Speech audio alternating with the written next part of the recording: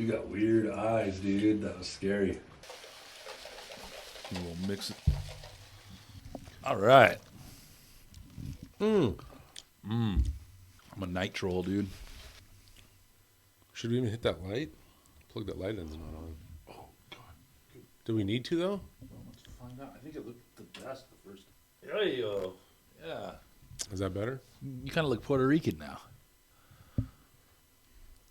Turn it off. Let me see. Dude, that was good. That is like the only thing you could have said, dude. Wait, turn it I'm off. so proud of you right now. That was so good, dude.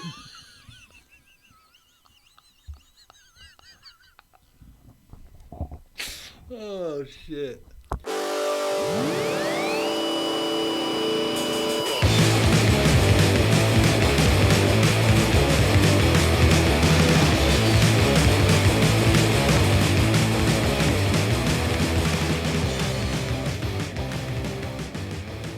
Hey. We're live. Sorry. Everyone's telling us we should be doing lives, dude. Who's telling us that? Everybody. Who's Everyone everybody? everyone that's been commenting to me about the show. Say we need to be live, dude. Yeah? How are we supposed to do that? I agree. Well, we'll figure it out, dude. I think I'm going to switch to days, dude, and then it won't be a problem at all, dude. dude. If you do that, Yeah. I've been waiting for you to fucking make a sacrifice, for Christ's sakes. Yeah, dude. Going from working 6 p.m. to 5 a.m. to working days is a sacrifice. It is. Oh, dude, so how's your day? Dude, my life is crazy right now Why? because I'm moving, dude. Yeah, you are. It sucks, too. It's like not even like, I don't know. I'm just not putting a lot of shit in storage. So it's like moving shit to multiple places and trying to figure out what goes where and shit. It's just fucking endless nightmare. And then working, and on top of all that, too, it's been like just chaos, man. Moving fucking sucks, dude. I hate moving. I've It is moved the so worst. many times. Me too. Well, you moved way more than me. I remember you telling me. It's ridiculous. But yeah. I gotta find a place to plant my roots. This ain't it. At least this place. What do you mean by roots? My roots. Oh. Plant my roots. And grow. Stay a while. Stay a while. Take your shoes My off. parents have a nice little spread, huh? Dude, I that know. half acre felt big. Yeah, it's nice. It's bigger than a half acre, dude. Your dad said it was a half acre. I know. That's what the like selling point for the neighborhood right there when they built it. Mm-hmm. But if you drive around, you'll see what the real half acres look like, because that was actually like the model section. So they like made everything a little bit better, bigger, you know. Yeah. But yeah, it's definitely more. I think they had it. I think it was actually they had it done, and it was like 0.8 or something. Okay. I mean, it makes a little bit more sense because it did feel bigger. And then you got to realize the whole front yard too, and the house the space that's all taking. Yeah, Like when you're in the backyard, it's big, but there's also a front yard. And that's true. Yeah, no, it was a cool spot. Those fucking pheasants are sick. yeah, that's what got me going. Like it's funny because as a kid, my dad always had like his pheasants he wanted to do and his birds and stuff, and it was just a hobby. He'd sell eggs for like food and stuff, but he never really got into it like that. But there was a point when I was probably like 16 or 17, and I like was convincing my dad to get like different species and take it more to like a let's breed these and we can sell them and we can do stuff. And for a while there, we had like probably 8 different species of pheasants. A lot of weird, like off the wall stuff, Egyptian geese, wood ducks, mandarin ducks. We had some Real mandarin ducks? Yeah. Real mandarin. No, NR, dude. Hell Not yeah. real. What a real Shanghai mandarin? Yeah, no. The mandarin. Have you seen a mandarin duck? Yeah. Pretty colorful, yeah. And then tree ducks are like the New World version, similar Yeah. but different. But yeah, that's what kind of started. Well, Like always doing that and just being around that. And pheasants are super colorful too, and they have a lot of mutations as well. And it's those black chickens? Oh Those yeah, are rad. black cocks. Those are fucking rad, dude. You giggle like that, huh? You like those It's your favorite. You like those dick jokes, dude. No. Welcome to Two Peens in a Podcast. That one black cock got me in the eye, dude. Almost killed me the other day, dude. Should have worn your glasses. I was. It knocked the glasses off my face. It was like almost like a race war going on back there. Dude. It was pretty gnarly, dude. It's a beefy. I was only trying to give him fresh water too, and he jumped off the perch, put a spur in my face. I was bleeding like this. Barely missed my You eye. heal fast because I never saw it. Oh well. Even though I see you twice a Got week. good genes, dude. No, I think you saw it, dude. I saw a scratch. Well, yeah, you saw a scratch, dude. Whatever. So what's new Not much, dude. in the industry? What's the talk of the town? I don't know. Saw Charlie tonight on Late to the Mic. Yeah, Charlie. Antoine was on. Oh yeah, on MJ's. Yeah, so it was kind of a.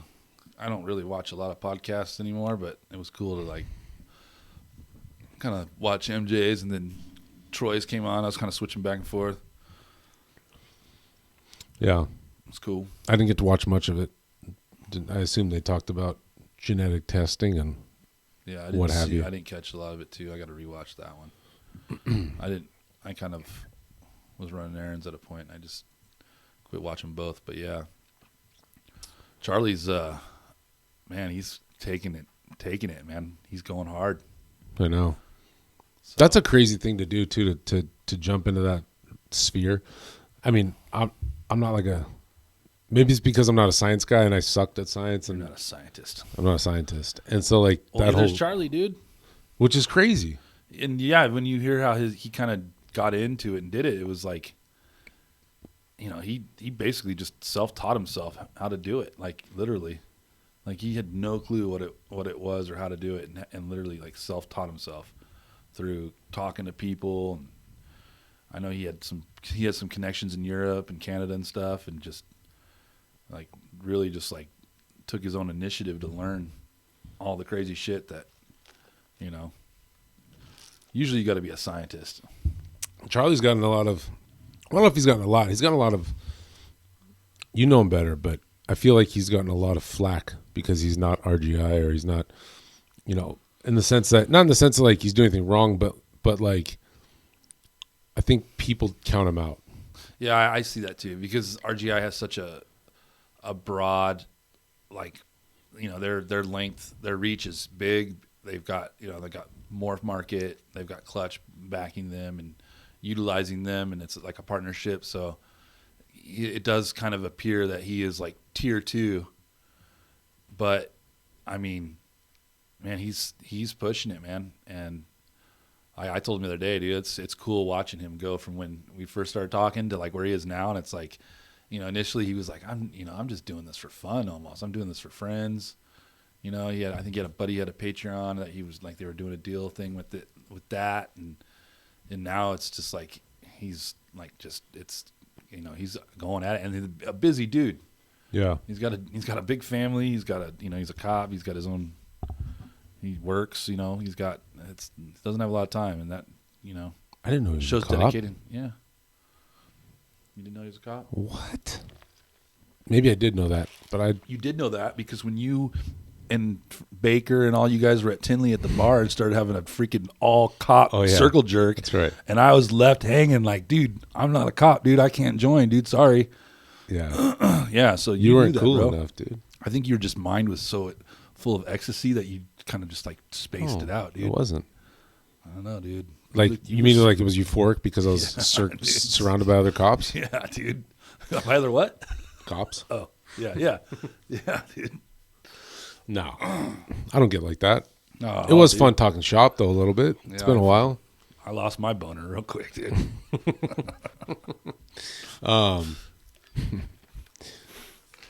Welcome This is the third time you've to been Two welcome. Peens in a Podcast. I'm your host, Andrew Lyons of Redwood Reptiles. This is my co-host, my Ed McMahon, Hi. Jacob, Why do I got to be Ed Civil McMahon, Serpents. dude? Huh? Why do I got to be Ed McMahon, dude? This is how it goes. It's good to be back in Burbank, Johnny. Oh, yeah. I can't do Johnny Carson. Yeah. Johnny Carson, my hero. Yeah. I love Johnny Carson. You're twice the man that he is. Thanks. And by In that size? I mean size, yeah. That's cool. So shit, man. Ugh, I always feel like every time these cameras go on, my mind goes blank. What is that? That's a phenomenon. I don't know, but it's somewhere in between stupidity and I don't know. Yeah, well, we're just winging it. You know what I mean? No, we're supposed to. We're just winging it. We don't and know we're what we're trying it doing. out. We're getting our groove. Every now and then we slip out, but we're trying to stay in our rhythm. And it's tough, dude. This podcast game is intense. There's a lot that goes into it. It's weird because it's like we're live, but we're not. Yeah. So I think that makes it like awkward, but I think it's going good, and I think we're getting better. And Well, let's not pat ourselves on the back too much, but I think that it's why not? above dude? all else, it's fun. Yeah, I enjoy it, and you know, it's probably one of the lowest viewed, lowest followed podcasts at this point. But we're just starting. yeah, it's like 3 weeks old, dude. But we're not gonna let the haters get us down, right? Nah, dude. We got haters already. That means we made it. I know. We don't have Do any we have haters haters? yet. No. Well, we probably do, but Oh, we do. somebody But, hates us, dude. Somebody hates us. But speaking of that, something that we were kind of discussing was like getting into the hobby Yeah, and haters. Antoine on his podcast, was it yesterday? yeah. Was discussing beef in the industry. Is it good? Is it bad? You know, different issues. I think the biggest thing we sometimes lose sight of is that, not we, but people can lose sight of, is that everybody's success translates to everybody else's success. So, you know, new people coming in with a bunch of money, spending it to buy projects that a lot of people probably weren't in a financial position to do. I don't think that should be looked down upon. I think that should be encouraged, obviously, because we've got to sell our stuff and everyone's got cool stuff they're making. And I think there's always room, especially with the amount of genes and combinations that have yet to be discovered. I think there's plenty of room for everybody. But one thing I do notice is that a lot of that hate comes from people that don't really contribute much as far as animal production or content or whatever. You know, that something I always thought about was like your failures. Like maybe you do a pairing that sucks and it turns out to be as bad as people thought it was. Well, everyone else was too afraid to do it, but you did it. And now you've contributed that piece of information so people know to stay away from it. Right. So I think you don't always have to hit on a home run to contribute positively to the community. And I think that whether you come in with $100 or $100,000, I think there's a place for you and there's a place to grow. And I think that you should be working to build, you know, those people up and bring them in to the fold. Yeah, it's funny. Like even in that vein, like when people say, "What do you say about people who say no?" No, they, you know, like a lot of people will, you know, people that have been in for a while, like maybe haven't had as much success as they thought they should have, or whatever. But you know, when someone comes in with money, there's this gripe, like you know, oh, they're just buying their way in, and it's hilarious to me because it's like, who didn't buy snakes to get into this? Like, who didn't do that? Well, and who came into it not wishing they had more to Right. do, more money to buy. Right. Like who got into this and like didn't spend money to the potential that they knew they could afford or whatever. Like it is what it is, man. Like if people maxed out whatever they had. Somebody comes in and buys better shit than you did when you started. It shouldn't be like a point of contention where you feel like you need to fucking talk shit or you know, toss hate in their direction. That's like, it's wild to me. It's such a weird take. It's like you could just say that you're like jealous, you know, and that would make more sense, because it's basically what I'm hearing, dude, when I hear that. Like, everybody has money, whatever that money, it's subjective, the value and stuff, but like whether it's, you know, $3,000 or $300,000, like everything you have, you had to buy and get, you know, unless somebody gave you shit, which is, I don't know anybody that's just giving snakes away, but Yeah, well, and I think that it's important too when you, like, if you've been doing it for a little bit, you know, maybe you have one season under your belt, but you've produced some animals, and there's inevitably going to be some byproduct that you're not going to be able to use, that you might have a hard time selling. There's plenty of people out there Like I met somebody that recently that's just getting in. He's interested in a lot of cool stuff, high end stuff, but I think there's a lot of byproduct that I have that he could use that I'm willing to just cough up dirt cheap, because now you've got another person in the community that's working it, and maybe they come into some money. Maybe they're able to produce something that gives them some money, and now they can contribute a little bit more, or they can build their collection a little bit more, and it's going to help somebody in the industry. So that's another big thing too, is when you have people like that, like my big thing is to try and help them out as much as I can. Right. You know, without cutting my own shit on throat. 'em. Yeah, don't shit on them. And without cutting your own throat, toss them some stuff, like hook them up with some deals or whatever. You know, we always talk about, you produce the animal. Yeah, it costs money to buy into it and to invest in it, but you produce that animal, and, you know, once the money's spent. So there's two ways to look at it. You could say, well, this was a $5,000 investment in this pairing. I need to recoup my money. Or you could understand the big picture and realize you will recoup your money, but maybe not digging your heels in on a $500 animal when you can just hawk it for $100. One, you get the animal out of your racks, less to take care of, and you hook somebody else up that could really actually use it. Yeah. And I think that a lot of times I see people that are just like, nope, this is the price, this is what I got to make on it. But then you take it back, don't sell it for a year. Meanwhile, not only is the value decreasing, but the like relativity of it, like it's not relative after a while. So the supply and demand's been disrupted because there's way more supply. Yeah, it's diminishing. Its value is diminishing. So it's like, does that make sense? Not to me. But you know, I also am not going to knock people that do that. I think maybe that's a little bit more disciplined than my approach. So there's nothing wrong with that.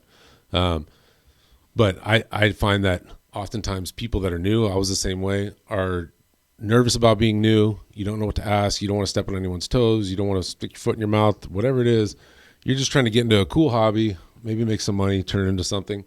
And then you have people that oftentimes are irrelevant, and as far as breeding goes, or their social media platform or whatever, that will shit on them. Just, it's nuts. Feel the need to. Yeah.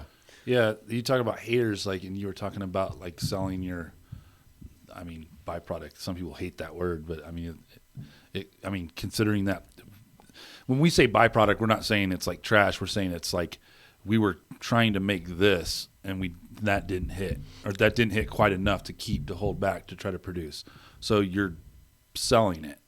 It doesn't work with your collection. Right. It's not something that you make. Like, you make stuff to hold back, and then sometimes you make stuff that's really cool and you're selling it. Those are different things. This isn't trash. I think people think when you say byproduct, you're just like, but whatever. But I had somebody, because I've been holding back a bunch of good stuff, and I've sold a bunch of good stuff.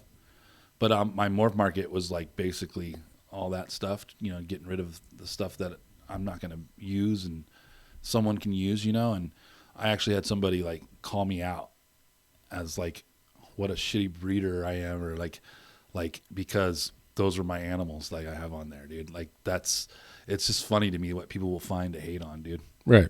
So, and I guess that lesson is like, those people are going to hate you no matter what, dude. No matter what. That's just their MO. That's just the way they roll, man. So you can't really you just laugh at it and move on, dude. Mm-hmm. It sucks when it's a new person getting in, though, when they see this shit and it can be a real fucking turnoff, man. We got a lot of self-proclaimed experts that, one of the most annoying things is I've been working with these animals for 25 years.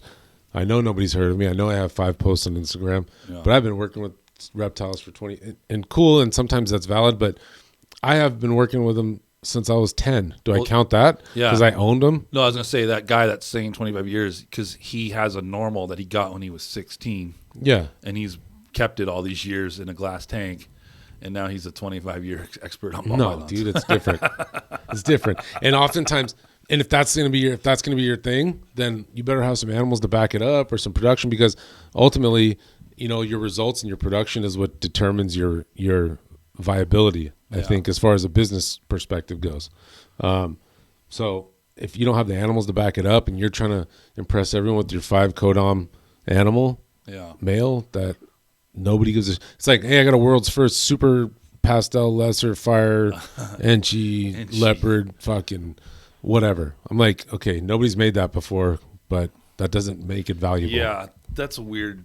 The world's first thing is funny. That's a weird There's art. position, I think too. I don't get that either. It's like Yeah. if it's a world first and it's something important or something that, but just a bunch of random genes because nobody's ever put all those genes together, and it's like, okay, cool. Yeah. How relative is your world's first? Yeah. That term I think has been hijacked to overinflate people's production or their results from their breeding. Yeah. Well, and it's like so many people are making combos that are like named.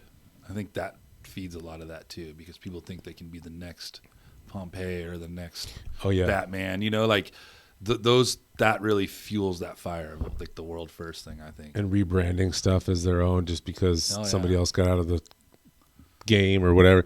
Like, I mean, to each his own, but I will never consider that somebody else's gene just because the person that found it is no longer in the business or whatever. Yeah. I don't know. I think that's kind of silly, and I think that I don't understand the point. And that all it is to like build yourself up in the public's view. You think it's going to make you more relevant. You think it's going to make your animals sell better, or it's going to make you more validated as a breeder. Right. When you didn't actually do that foundation work, Yeah. You didn't actually do it. Someone else did. But Right. now you're trying to like personify that. Like, oh, look at this is my line or this is my gene or whatever. Yeah. And like the biggest thing too is like you could have, I know people like for a lot of people, I think me coming in with 100K at the time, people probably looked at that like, and not like I was buying crazy stuff, but I bought some nice stuff at the time. And I think they were probably looking at me like, oh, this dude's just buying his way in. However, I think there's a difference between the people that, I think a lot of it boils down to like your personality and your ego and your humility and all that. Mm-hmm. If you're a cool dude and you want to contribute and you don't have an overinflated self-ego and, or ego, and you don't treat people like shit and you don't, talk down to people and you're not condescending. I think that it's more accepting. Like people are going to accept you more. Yeah. You come with more money, but you're humble and you're a cool dude and you're a contributor to the community. You interact, all this stuff. But if you come with a bunch of money and be like, dude, I'm better than you, and you've been doing it for 6 months, then I can see those 10-year plus breeders that didn't have money ever really, and they've been working it slowly. I can see that frustration. Yeah. And I think that's valid. But I think just for the pure fact of somebody coming with money to shit on them, that's not valid. But I think a lot of it, like anything in life, is the way you behave and the way you treat people. And, And the reverse of that is the new breeder coming in and you don't know anybody from anyone. So you're like meeting breeders and you're kind of getting in where you fit in. And it could take a couple of years before you know somebody or know enough about somebody. And it's funny how it all kind of sorts itself out too. Like, mm-hmm. And it's like-minded individuals kind of intend to flock together in that regard. And well, it's a small community. yeah, Like it's big, but it's small. it's big when you're in it. It's like big when you're in it, but when you step out of it, it's so small. Yeah. It's like I always say like Justin at a show is like the star, but then Justin at his like local market grocery store is just some tall white dude. Yeah. It's wild how it's like, Mm-hmm. Well, I think that to a good barometer of how big the industry is and how big it isn't, I should say, and how much room there is for it to grow and become more mainstream is when people talk to you. Like 90% of the people I talk to or that ask me about it and I tell them, yeah, I breed snakes, they think 90% of them think it's nuts and they think you're a weirdo. Yeah. And I think that shows two things. One, it shows how untapped it is, how it's not mainstream. But people like Miguel, people like Justin are, and others are making it a little bit more mainstream. And I think these shows are a huge catapult for that. Over time, you just slowly start getting more and more of a following. And I talk to so many people that I wouldn't expect it, but I love snakes. All age groups, all economic backgrounds, everything. And so I think there's a lot of room for growth, obviously. And I think that,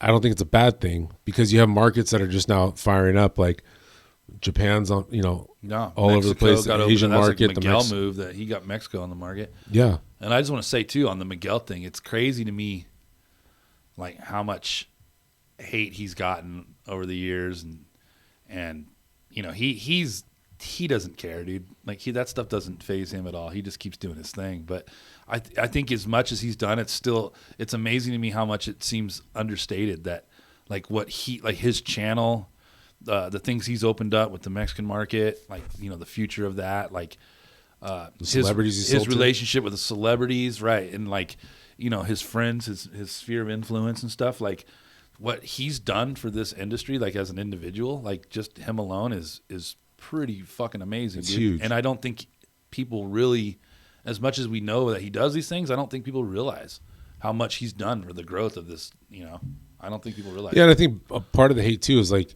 everyone's jealous of his success because their fear holds them back, or maybe they don't have the personality or the charisma or whatever to do it. And you know, he got burned. His ass got. Look at his first videos, dude. He's got like 6 drawers in his bedroom, and they're hilarious. Yeah. But it's like to see that growth over the last 5-6 years is nuts. Yeah. And for people to say that he, like, to me, he's, I mean, I wouldn't say the big, he's top 3 for people that have blown this industry up to what it is. Oh, for and, sure. and grown it to what it is. There's different levels to this shit too, and there's like a time frame too. Like I mean, you don't have Miguel without the work that Justin did prior to that, and you know like Right. And then there's other people too. Like I mean, Like Barczyk is like, you can, yeah, you could throw say that he's and even like he would probably even be a stepping stone for what Justin did. Yeah. You know. That's how I feel the exact same way. Yeah, and then but I mean, it's not just Justin too. There's a lot of people that I feel like have done a lot. Like Billy, I feel like has done quite a bit. Yeah. Ozzy, Bob, Vu. You know, there's a lot of Dude, there's a lot. there's a lot of It's- people it's- that are like on that mainstream. That those people are to me are good for the hobby because they represent and show what is possible, dude. It's not doesn't mean it's gonna have everyone's gonna be a millionaire for ball python breeder, but like they are a good representation of what we all achieve to be. And I Yeah. don't think it can get any better than that. And as far as like when new breeders see that, that's the stuff that we need to emulate, and that's the stuff we need to like show and talk about. You know, Yeah, and I think, yeah, I agree. And I think with that, we're going to take a commercial break because we have to reset our camera. So watch this ad, and we'll be right what back. ad is it? It's going to be a dude. Is this those goat skin condoms you were trying to sell, dude? No, dude. Are you still trying to sell those? Yeah. Oh, Promo code 2 Peens in a Pod. GSC, goatskincondoms.com. oh, dude, those, And we'll they're be really right back. great, by the way. Those are great. You like condoms. 'em? Yeah, Hell yeah. they're not bad. Oh, that's good. That's a That's a dude, good shout out pun. to Antoine, dude. Fuck yeah, dude. Dad jokes, Yeah, man. dude. I think my chick's pregnant. What? Well, yeah, I had to come up with that great of a joke, dude. She's gotta be. I gotta be another dad, dude. We'll be right back.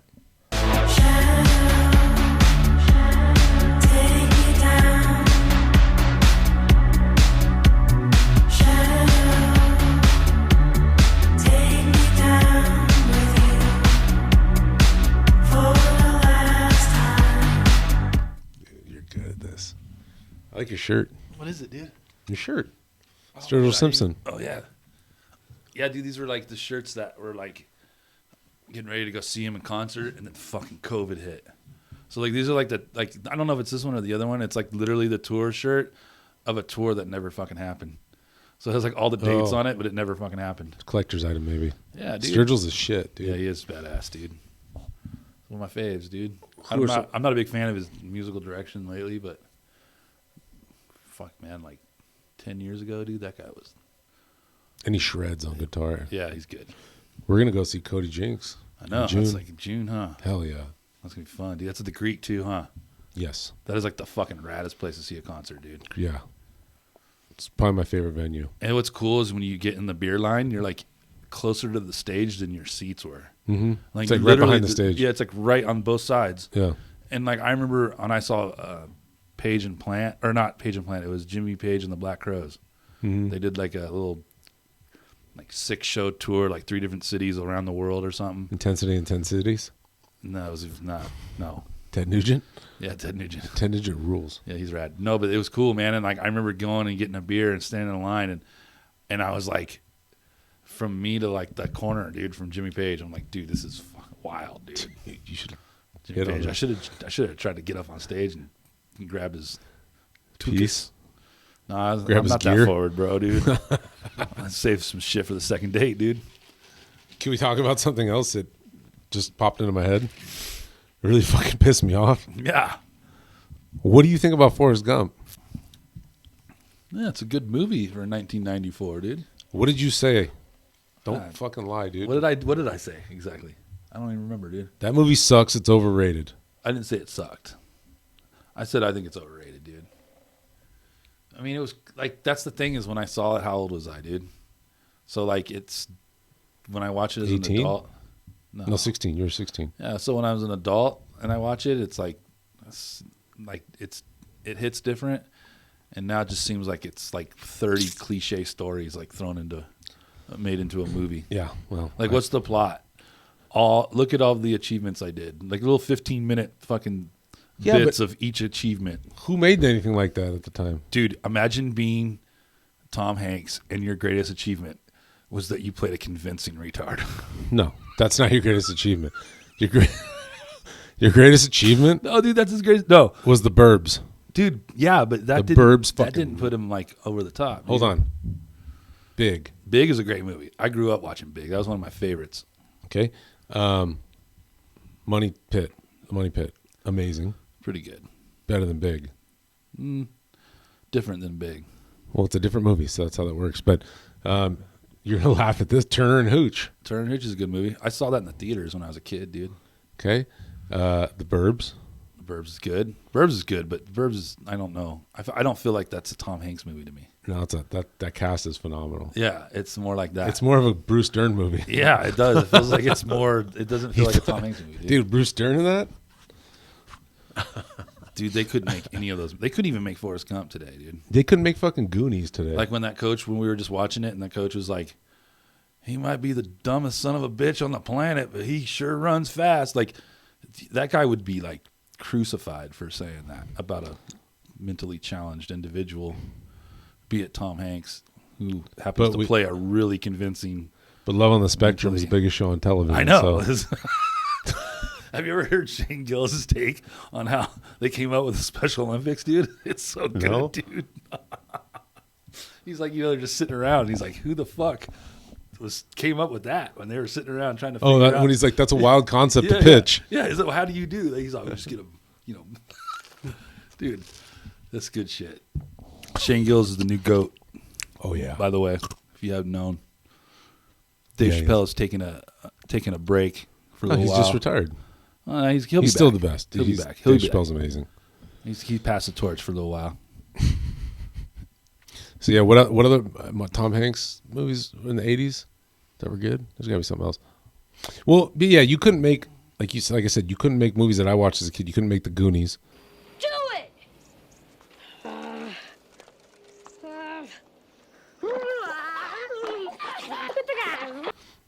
No, dude.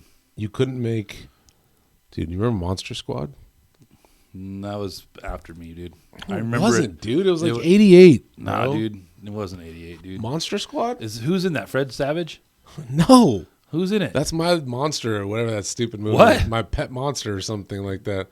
My little monster. Those Monster Squad is with the kids that have a monster clubhouse, and then Dracula and Wolfman and Frankenstein come alive, and then they have to fight them off. in the house. Remember, Wolfman has nards. Dude. They kicked him in the crotch. Kick him in the nard! He doesn't have nards! Do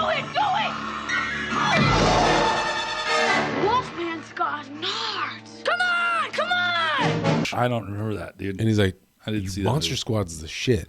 Sounds horrible. I feel like I've already watched the movie. You explained it. I love that movie. Would you watch it right now, though? Dude, yeah, I'd watch it. 100% I'd watch it right now. You know what's I underrated? have it. You know what's an underrated comedy movie?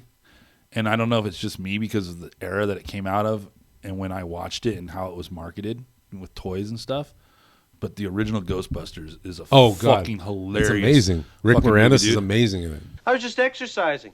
I taped 20-minute workout on my machine and played it back at high speed, so it only took 10 minutes. I got a great workout. Good. You want to come in for a mineral water?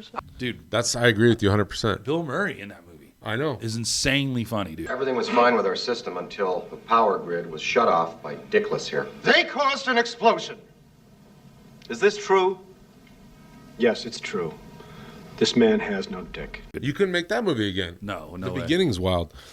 Coming to America, one of the best movies ever. I walk around the corner, man woke up, hit me in my chest, right? I fall on the ground, right? And I look up, it's Dr. Martin Luther King. I said, Dr. King. He said, oops, I thought you were somebody else. Couldn't make that. Dude, these times suck for entertainment. What a time. For entertainment and for comedy. And It's good for comedy though. It's the only reason. no. Yeah, it is good for comedy. For right now. most comedy, I don't know about mainstream comedy, but like for like the comedy that I like, it's great because it's like the writing material is just it comes in hot and fast, dude. Yeah, and but I'm talking about like what's being produced, what's thrown out. Right. The what mainstream Hollywood's shit. throwing out. But the It's cool trash. thing about the comics are the only ones standing up. It seems like all the music acts and shit, they're just fucking fall in line, dude. Mm-hmm. They don't like it's like like Or like they get a good thing going, whether a musician or an actor, and then they got to say something dumb, right. That they're totally detached from. Like that idiot. What's that show, Reacher? Oh yeah, I That saw idiot that. starts talking all that shit about cops. It's like, dude, you're so far removed from the common man, Yeah, and your knowledge of it is obviously so tainted. not even tainted, just non-existent. Yeah. Like you just get your knowledge from movies. Or like they had the remember when dude Biden had all these people that played presidents in movies like Morgan Freeman and Gary Sinise and other people. It was like this little fucking fun how do you do thing where there was like 6 screens and Biden was in one. He's like, oh, what do you think what would you offer for advice? Or they all had their piece of advice and Michael Douglas was in there. And it was just some corny shit. Like, well, when I had to fight, like Bill Pullman, like when I had to fight the aliens, Gary Sinise wasn't in there. I take that back. I was gonna say I don't. See I don't. him No, hanging it wasn't out him. there. That doesn't sound like I his take crowd, that back. dude. That's my bad. I meant Bill Pullman. And Yeah, he's that like makes more talking about sense. Independence Day when he was the president. I'm just Yeah. like, this is the dumbest waste of time bullshit. But like, I feel like a lot of those people, maybe not them, but there's people in the past that maybe they played a doctor on Grey's Anatomy for 8 years, so they feel like they have an insight into the medical world. And I'm just like, dude, shut up. What a terrible show, Grey's Anatomy. I don't know. You love that show. I never watched TV, dude. I haven't watched TV in like a decade, dude. Well, I know it's all. It's because YouTube I don't and have podcasts. I don't have power in my house, dude. I run on candles, dude. We're communists. Oh, dude. Yeah.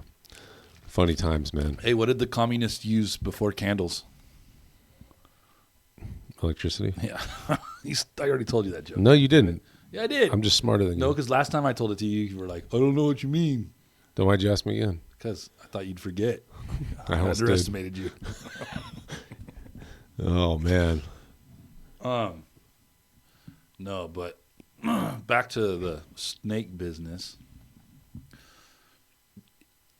Like the throwing shade thing is like, if it becomes a problem when it becomes like what you're known for, and Antoine touched on that too. Like if I know more, if you're telling me more about why somebody else's shit sucks than you are telling me why your shit is good, then I got no time for you. You know, like, but that's not to say that there aren't times when people should stand up and say shit or point some shit out, some shady shit that's going on.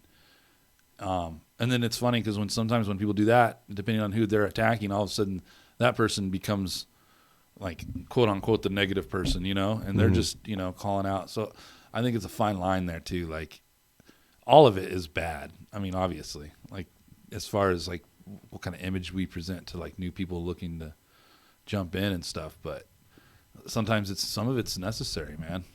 I feel, you know, but you got to stay in your own lane. You got to stay in your own lane though, dude. Yeah. You can't talk about something that you don't fucking know what you're talking about, Yeah. dude. And that's where people draw the line. And I've heard that time and time again from people from different aspects or different things where it's like stay in your lane, dude. Like this is not your place, not your spot. Yeah. Stay in your lane, and then it's also important to call people on their shit, especially if it's having a negative impact on your business or the industry as a whole. Yeah. I think that's important. Yeah. But I think that gets conflated with I have beef with this dude for one reason or another. Usually it's dumb, petty shit. And so I'm going to attach him to this little thing that I saw one time. Maybe I saw a picture and he had a turd in his tub when he sent it in, or stuck shed or something. So it's like, oh, does this dude really take care of his animals? Yeah, that shit drives me like, fucking nuts, it's like, dude. shut up. I bro. don't. Yeah, I'd fucking hate that, dude. Unless you have a crew working for you, or that, there's no way. Even then, you're gonna snakes shit and they urate and they shed and they get stuck, and some shed better than others. And like, dude, your animals look good. You're producing good stuff. Like, they're not malnourished. They're not hurting. They're not mites. They're Yeah. not fucked up. Like, dude, cut the shit. Unless Because you're those Tony though. and dude, Tony you know- cleans his shit like fucking 3 times a Not day. anymore. He's got a new job. Oh, that's right. No, He's but probably hating life, not being able to clean all the time, dude. you know what I find too is the people that talk all that shit. Now that I'm thinking about it, I don't ever see their collection. I don't see their setup. I don't see what their racks are sitting in front of. If they're next to a water heater, or if they're in front of a clothing Yeah, rack. right. Like, dude, all those people that do that sit there with their, whatever. And if they do go on camera, they have some standard backdrop. Doesn't have to do the snakes. And then I don't know, dude. It's just unnecessary drama from people that don't matter. Yeah. And the crazy thing, just like a lot of shit that's going on in society today, is a lot of it catches wings or gets wings and like takes flight, and people start, oh yeah, that sounds good. I'm gonna use that because I'm miserable too, and I fucking hate people because my collection sucks. Right. So it's like, let me jump on this shit talking bandwagon and inflame somebody for no reason. That happens too. Like when I was saying earlier, like how people kind of, when you start to migrate towards people that are similar minded, and that happens on the reverse too with these negative shitholes. And it's funny because you can see that happen and watch that, and it's funny. It's like, oh, dude, we're not here to like blast anybody or call anyone's names out, but I can particularly think of people that are in this industry that I have talked to, other people that have had issues with that same person, and it's always the same couple of people that are just problems, dude. And these are people that I'm friends with, that I trust, and I understand the circumstances and the situations, and it's funny because it's what they do. They'll band together and they'll fucking they'll attack, and they'll just they get off on each other's like feedback on talking shit and stuff, and it's funny It's because just catty. and it's not. But you never notice that none of the people that are like really serious about this, that have like a real joy and passion for it, they don't have time for that and they don't care. That's true. Yeah. Yeah. The people, like when I think about it, like I think about the people I know that are like doing this and they're doing their thing, and they don't fucking care. Like Miguel does not fucking care. I mean, Miguel got straight robbed basically in the beginning, like just like the worst possible deal you could possibly make, jumping into something like this, and like got taken advantage of because they saw the money or whatever. Like, if anyone has any like position to gripe about shit, like but he just stays in his lane, dude, and he just does his thing. He doesn't pay attention. He doesn't give any credence to any of the haters, anything, dude. He just does his own thing, man. Yeah. And most, like I said, the successful people in this, that's what they do. They don't waste time with that shit. Right. Yeah. Just a lot of drama queens. And that's something that I'm learning too. Like, keeping your head above it all, dude. Like, it's hard sometimes. You get caught up in.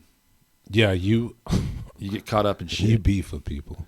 Well, I'm an arguer, and I also I have a very low tolerance for fucking bullshit, dude. Well, I think that Like- and to be honest, it's hard to let shit slide sometimes. Yeah, that's how I feel bro, about everything, dude. And you know what I'm talking about. Like some people might know, like it's very fucking hard to let shit slide. Yeah. Especially when you consider the source. But that's exactly why you should let it slide, Right, because you consider the source. And you're like, this dude's a fucking zero. It's something to master, and it takes time, dude. It's hard, but it is really like that. Like you can switch that shit off in your own mind, dude. You have that control ultimately, dude. Yeah. And going back to like, the movies we can't make and stuff, like if you get offended by somebody saying something about you, like what you actually are doing is you're saying that you do not have control of your own emotions. And you are giving up the keys to your emotions to that other person to control how you feel. This is what you're doing, dude. Yeah. Well, and I'm not saying that like I'm on a high horse, and I'm guilty of it too. Like I'm sure we all have our moments, but that's kind of like the focus that I look at things through that lens, and it helps me with that situation. When somebody that's irrelevant is trying to jaw you down and shit, and talking to other people or whatever, like it's just like I remind myself of that, and I remember that like I'm not physically hurt, nobody's harming me. It's in my own head whether I decide.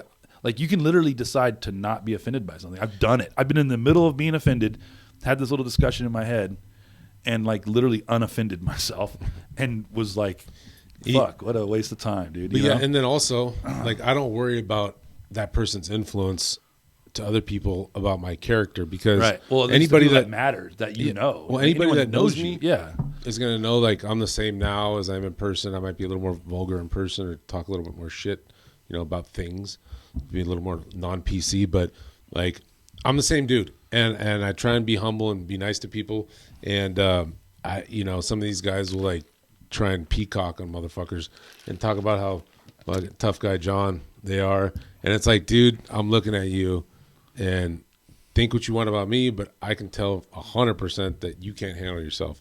So cut the shit. You're not going to do shit.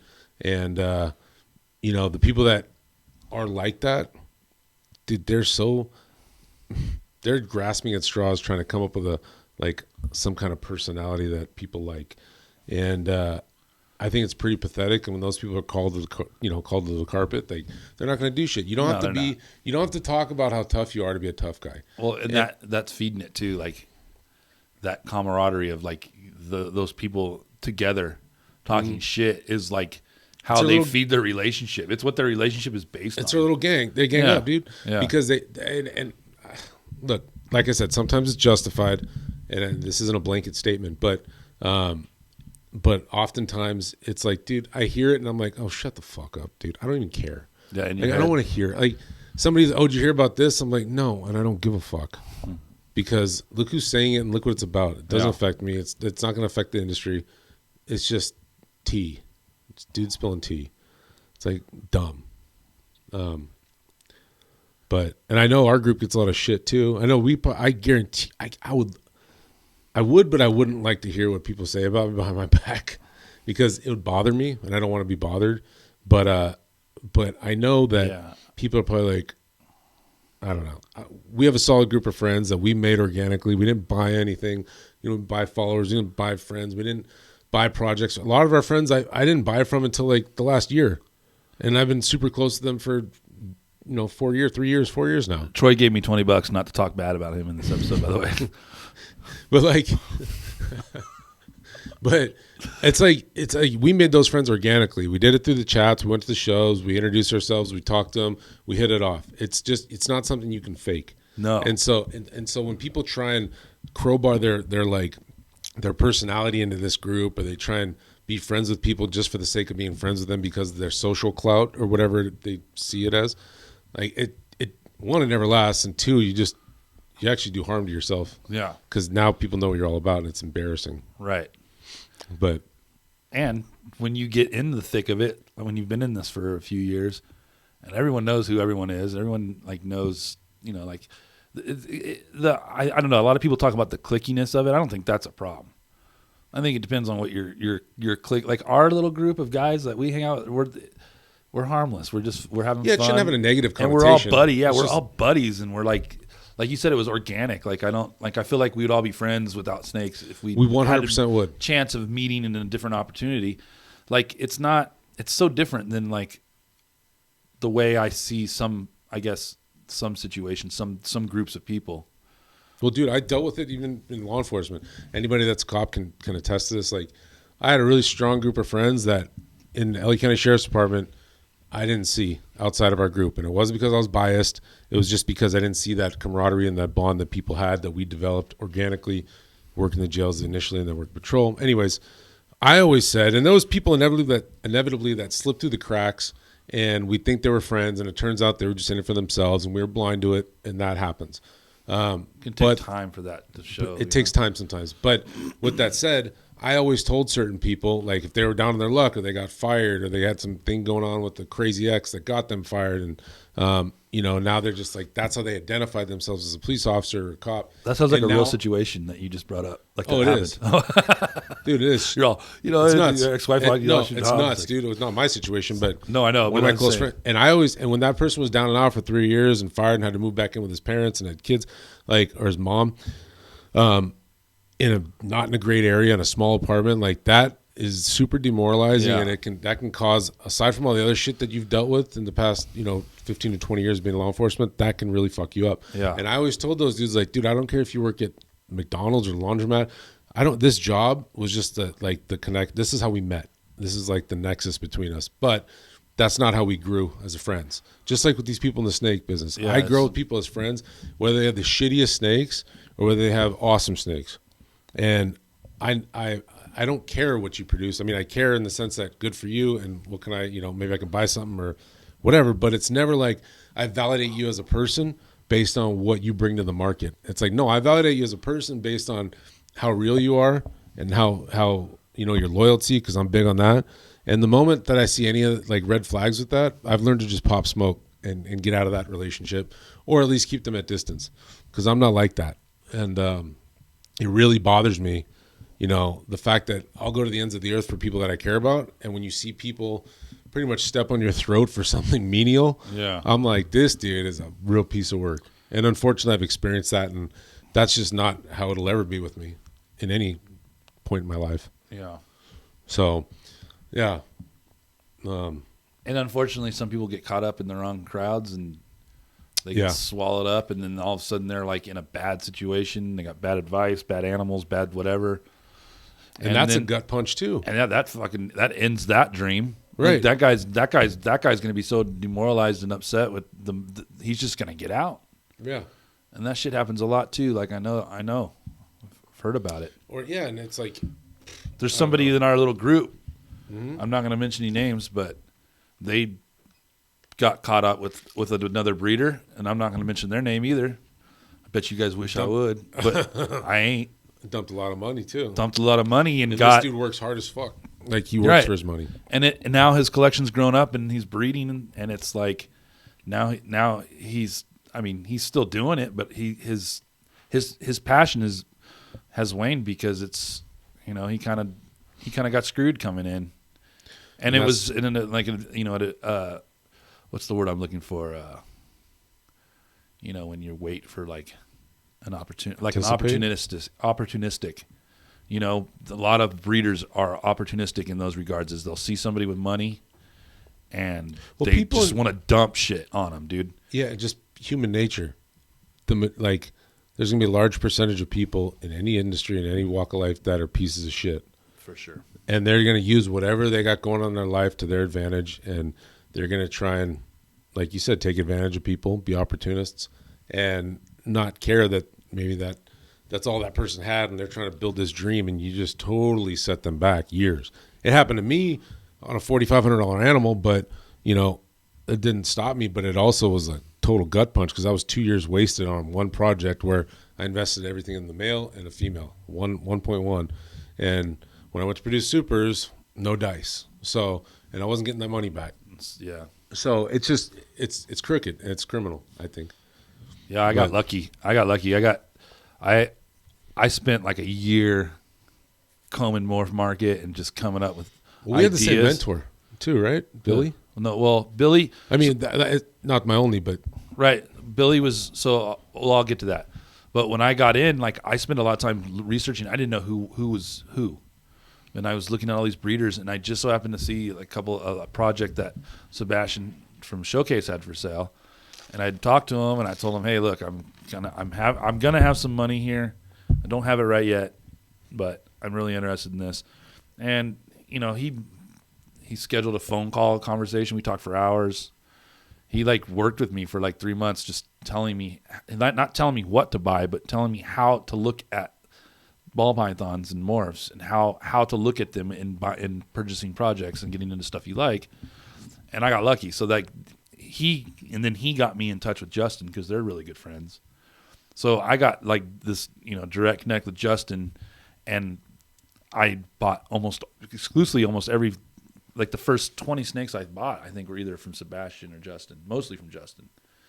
And so I never had that like that hijacking or any funny business in the beginning. I feel lucky and fortunate. I didn't buy anything that didn't turn out to be what it was or get suckered into some bad animals or whatever. But yeah, well, Billy, and then, you know, Sebastian really helped me on that end. And then when I got into growing them up, I started following Billy and more, and like I joined his Patreon and stuff. And yeah, he helped me from that point of, you know, once I had the animals and I was, you know, the husbandry, the, you know, taking care, like looking for signs for different things, you know, like he like for the first like year and a half, I think it was like Billy was like my only source of information really. Mm-hmm. You know, and he was doing a lot at that time. He was doing a lot of YouTube. His Patreon was like, his Patreon was awesome, man. Yeah, it was good. I don't know on any Patreons anymore. I was on a lot. I just couldn't afford it anymore as far as like considering what. Well, it was good in the sense that there was a lot of information that he gave me that saved me time. Plus, Billy worked. I mean, I know people have their issues with Billy, just like everyone has their issues with everyone in this industry. Yeah, but, of course. He's always been good to me. I've never had any issues with the guy. He actually helped me big time my first year get over, like you said, a couple humps. Saved me probably 2 years with some breeding advice he gave me. It was very simple. You know, I thought, they stopped eating, so they're done. Don't pair them up. You know, don't feed them anymore. Just breed them. And then, you know, that's a simple thing, but that's stuff you wouldn't know until you I didn't know that. Yeah, it's not out there, or I didn't see it at the time. So he told me that, and that kind of changed my perspective on stuff. Plus, you know, some other stuff along the way. We talked a lot. Billy busts his ass, man. That dude's all over the place. And I talked to him recently, just through text, but I don't have a bad word to say about the guy. I know some people might, but you can say that about anybody. People have shit to say about us. As busy as don't they ever? But as busy as Billy is with all his endeavors, and he's just a go guy. But he's also like you said, that guy talks. He probably talks to 20 people a day. You know, like that are just, you know, asking questions about snakes, dude. Talking about snakes. He's definitely the one guy that is like, will definitely put the time in with you. Yeah. And even pre-Patreon and stuff, like, I mean, everyone talks shit on Patreons and shit, but Billy was that guy before the Patreon. He was helping before he was making a dime on any of the Patreon stuff or doing any of that stuff. He was that guy. Like, he would help people out all the time, dude. He was known for that. That's kind of what drew me to him in the beginning, not knowing who other people were, but he was always shouting people out. He was always like, Billy's done a lot for like the new breeders, I think. Oh, big time. You know, big time. And it's not even like one thing or anything like in particular that he did that, like, it's just his persona and his you know, the way he puts himself out there too. Like, Billy doesn't pull punches, man. Yeah. I love that about him. Yeah. He's passionate. Yeah, and I like the fact that he doesn't care. Like, you know, he's gonna tell you how it is for him, and that goes with everything, like with breeding and stuff. And he's very upfront about that too. Like, he's not gonna tell you how he does it, but he's not gonna tell you that which way is better or what, you know, which way you should do it. But he'll tell you how he does it. And that's you think you're like Elvis now, huh? I just want to sit back. My back's killing me. Hunk of burning love, dude. And dude, I don't want to lean forward. Whatever you want to do, bro. It's my world. It's your world. Yeah. So, fucking thing's about to come out again. Well, what does that mean? That means we're at the hour mark. Yeah. But you could probably splice a bunch of shit at the beginning. I know we did. And this right now. It was pretty consistent rambling, though. Was it good, consistent rambling? I don't know. I never think it is, and then I rewatch and it's decent. Yeah, that's how I feel. I always think that when we record, I'm like, this was sucked. And then we watch it, I'm like, no, it makes sense and it works. Yeah. Yeah. Yeah. Well, folks. The moral of the story is be nice. Be kind. Yes. This sucks.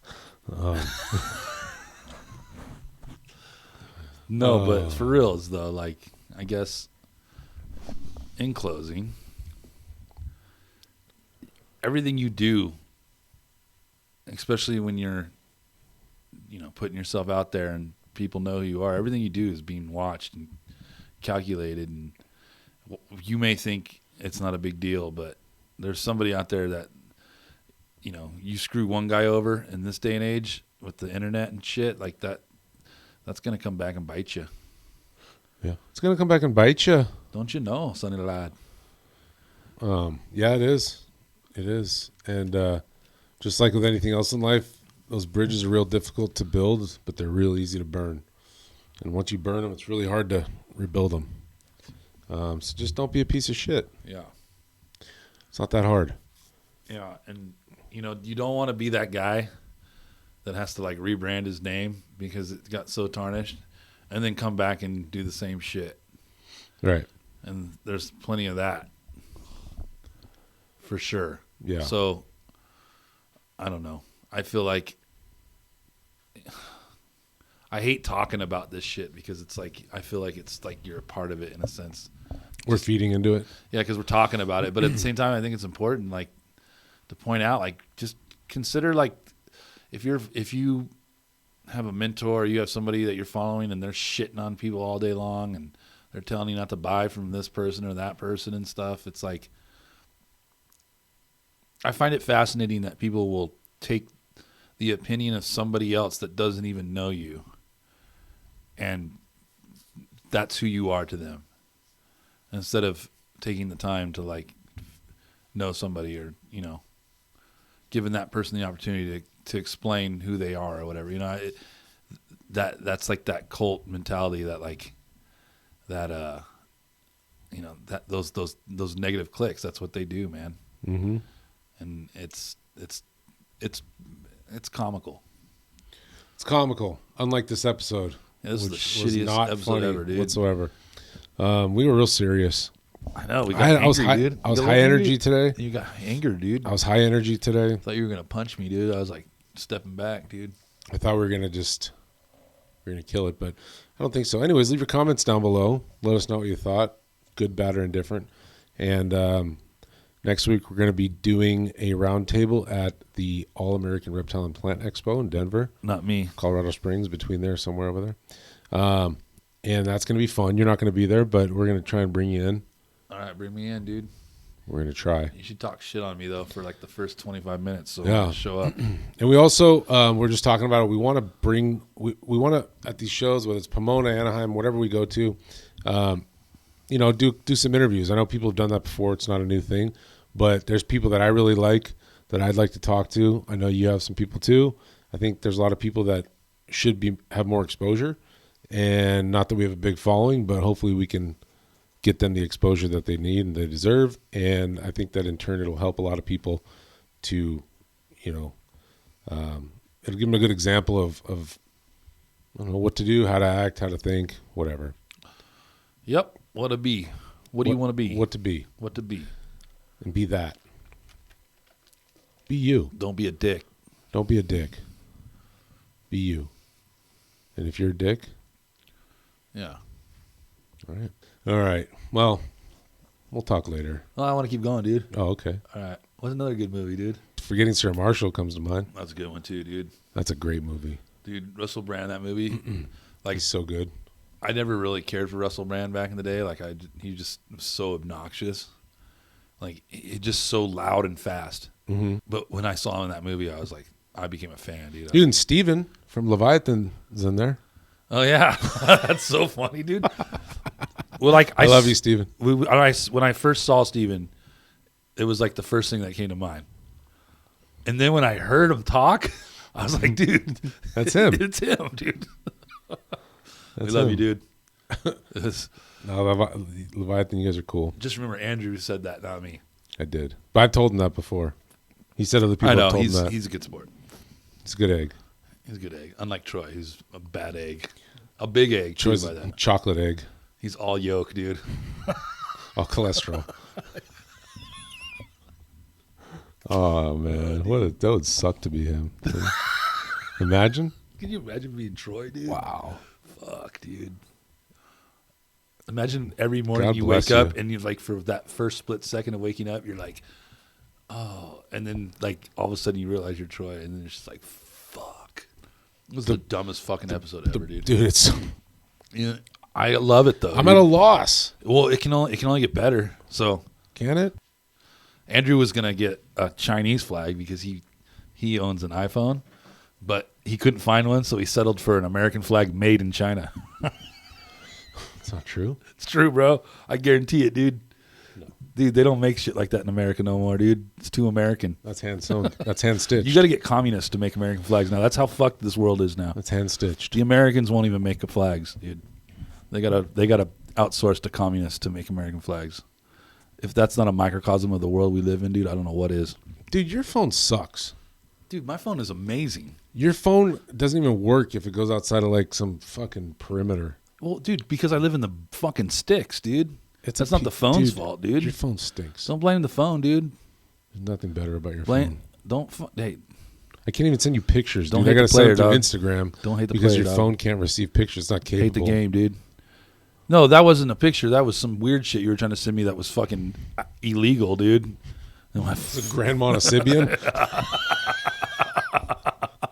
dude, I didn't want to see that shit, dude. It's in your inbox. Yeah, I know. I sent it to That's you. a great fucking that dude. That character, Tevin? Tevin. That character's so good, dude. That movie's amazing. That's I Love You, Man. Yeah, Yeah. yeah. But anyways, I appreciate you guys sticking around for this long. I doubt any of you have because the average watch time, I think I looked at it, was like 12 minutes. So in a 1 hour episode, that can be problematic. But hey, That sucks, dude. we're doing it, dude. We're so bad, Just a dude. couple of yahoos trying to make it honest. We're trying to, yeah, dude. Make sure you subscribe, please. We both Please? we're trying to feed children here, dude. Pretty please. This guy's gonna have 6 more kids by the end of the week, dude. So I got another baby on the way. you got another baby on the way, yeah. Another girl. It's a blessing. I I'm feel like, excited. yeah. I don't know how I'm going to pay for it. I don't know how I'm going to afford them, but it's exciting. We'll figure it out. People had like 15 kids during the Depression. You think I can't figure it out nowadays? Come on, Dude, come on now. let's get real. But The sand bowl didn't stop them, bro. yeah, I don't know what that means. Oh, well, Google it, dude. Okay, we'll talk to you later.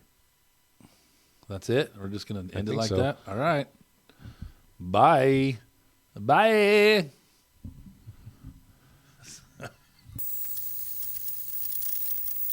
I'm going bald, dude. My hair is just fucking my hairline is just like Yeah, you got every that. day. It's like goodbye, You need those Turkish implants, dude. Have you ever seen those I don't want Turkish hair anything from implants? Turkey implanted in me, bro. Apparently, that you grow hair for the rest of your life. I don't want to grow hair the rest of my life, dude. But Maybe your I'm- forehead, though, is shockingly.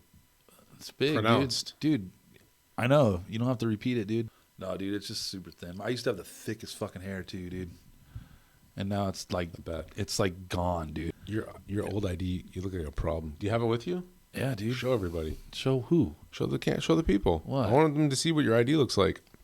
You look like a problem, Dude, that picture is so old too because I was supposed to get the how like every like I don't know, it's like Can you show it and just Is cover it- your address? No, I don't care if they see my address, dude. Come Well, can fight you me. Come to fucking my show house, it, dude? I dare you to break into my house, dude. Any of you.